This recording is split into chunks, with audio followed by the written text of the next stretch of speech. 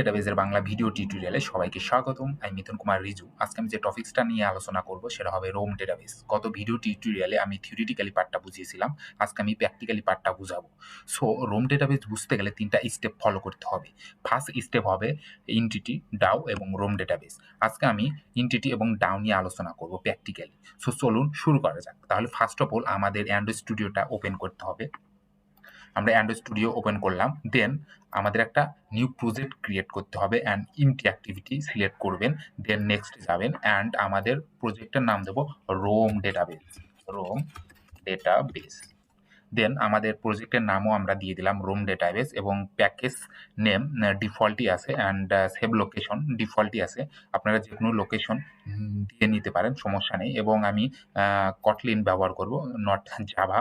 So আপনারা যদি জাভাতে কাজ করেন আপনারা জাভা সিলেক্ট করে নিয়ে কাজ করবেন, সো সমস্যা নেই। মিনিমাম এসডিকে আমি সিলেক্ট করে নিয়েছি, এপিআই লেভেল 21 এবং ললিপপ ভার্সনে আমি কাজটা করব, দেন ফিনিশ। তাহলে মোটামুটিভাবে আমি অ্যান্ড্রয়েড স্টুডিওটা ওপেন করলাম এবং একটা প্রজেক্টও ক্রিয়েট করে ফেললাম যার নাম হবে রোম ডেটাবেস। অ্যান্ড আমাদের এখন যে কাজটা করতে হবে, আমাদের গ্রেডল ফাইলে ডিপেন্ডেন্সি অ্যাড করতে হবে ফার্স্ট অফ অল রোম ডেটাবেসের জন্য, এবং আমাদের একটা প্লাগইন দিতে হবে। সো এখন আমরা গ্রেডল ফাইলে যাব এবং ডিপেন্ডেন্সি অ্যাড করব।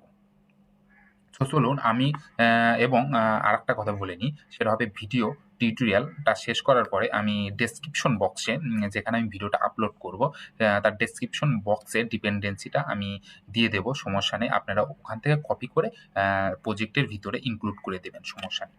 সো আমি এখন যাব গ্রেডল ফাইলে অ্যান্ড আমরা এখানে ডিপেন্ডেন্সি অ্যাড করে দেব Rome data.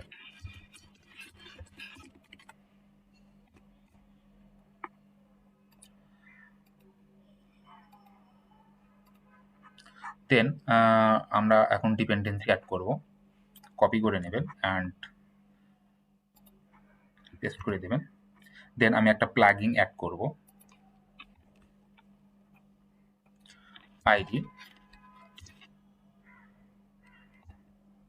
And Kotlin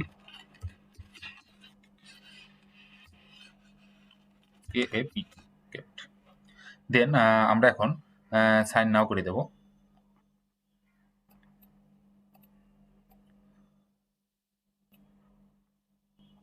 so মোটামুটিভাবে আমরা ডিপেন্ডেন্সি অ্যাড করে ফেললাম এবং প্লাগইনটাও অ্যাড করে ফেললাম। এখন আমাদের যে কাজটা হবে, এখন আমাদের মূল কাজ হবে, আমরা রিসোর্স ফাইলটা ফলো করব না, আমরা মূলত রোম ডেটাবেস নিয়ে যেহেতু কাজ করছি, আগে রোম ডেটাবেসটা বুঝবো, দেন আমরা রিসোর্স ফাইল নিয়ে কাজ করব।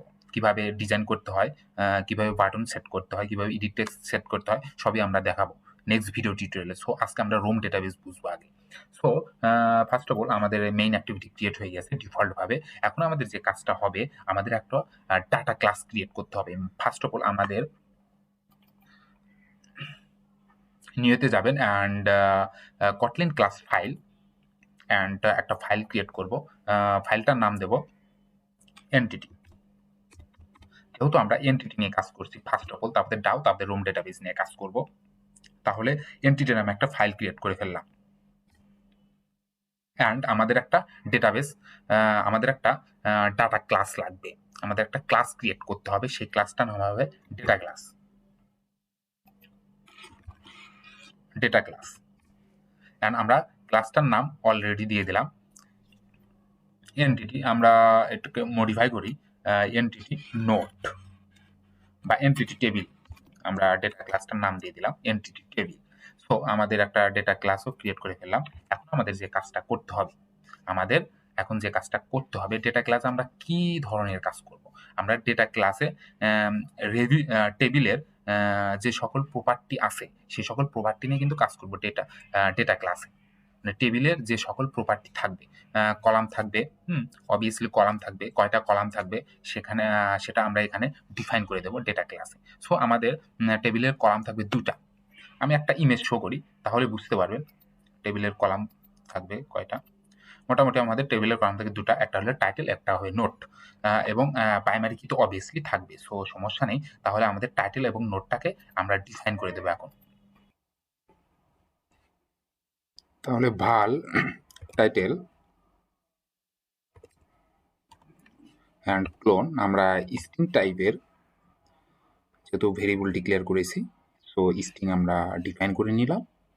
এখন আমাদের যে কাজটা হবে, আমরা নোটের জন্য আমরা আরেকটা ভেরিয়েবল ক্রিয়েট করব। সো নোট, এটা হবে স্ট্রিং টাইপের। তাহলে মোটামুটিভাবে আমরা দুটা কলাম ডিফাইন করে ফেললাম।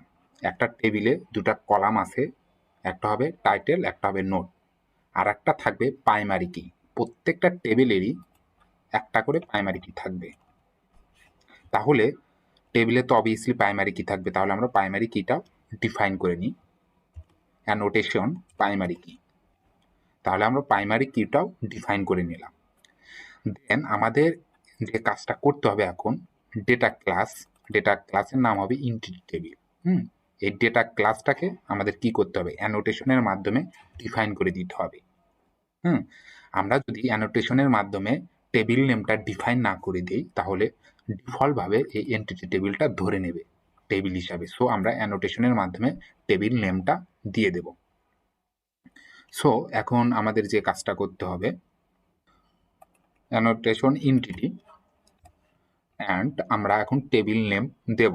তাহলে first bracket table name and double quotation আমরা টেবিল নেম দেব নোট টেবিল। তাহলে আমরা টেবিল নেমটাও ডিফাইন করে দিলাম। আমরা যদি টেবিল নেমটা ডিফাইন না করে দিই অ্যানোটেশনের মাধ্যমে ইন্টিটি, তাহলে ডিফল্টভাবে টেবিল নেমটা ইন্টিটি টেবিল হিসাবে কাউন্ট করে নেবে। সো আমাদের একটা নিয়ম আছে বা একটা রুলস আছে, সো আমরা ওই রুলস অনুসারে প্রোগ্রামগুলো করে থাকি রুম ডেটাবেসে। সো এখন আমাদের যে কাজটা করতে হবে, আমরা যে দুটো ভেরিয়েবল ডিক্লেয়ার করেছি, একটা টাইটেল একটা নোটের জন্য, সো এই টাইটেলটাও আমরা ডিফাইন করে দেবো অ্যানোটেশনের মাধ্যমে, যেরকম আমরা টেবিল নেমটা ডিফাইন করে দিয়েছি ইন্টিটির মাধ্যমে। এখন আমরা যেহেতু এটা কলাম, টাইটেল একটা কলাম, তাহলে আমরা অ্যানোটেশন কলাম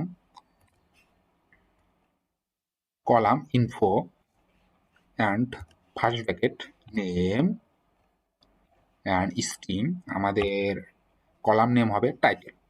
আমরা টাইটেল কলাম টাইটেল। দেন সেম ওয়েতে আমরা নোটটাকেও অ্যানোটেশন করে নিই, column info bracket name and double quotation note. তাহলে মোটামুটিভাবে আমাদের ডাটা ক্লাস কমপ্লিট করতে পারলাম। ডাটা ক্লাসে যে সকল কাজগুলো করতে হয় সব আমরা কমপ্লিট করে ফেললাম। এখন আমরা যে কাজটা করব, এখন আমরা ডাউন নিয়ে কাজ করব না। আজকে এই পর্যন্তই থাক, ভিডিওর লেন্থটা অনেক লম্বা হয়ে গিয়েছে। সো নেক্সট ভিডিও টিউটোরিয়ালে আমরা ডাউন নিয়ে কাজ করব, দেন রুম ডেটাবেস নিয়ে কাজ করব। তাহলে মোটামুটিভাবে দুটো টিউটোরিয়াল হলেই মোটামুটি আমরা রুম ডেটাবেসটা কমপ্লিট করতে পারবো। সো আজকে এই পর্যন্তই, অ্যান্ড সবাই ভালো থাকবেন, সুস্থ থাকবেন। Bye bye.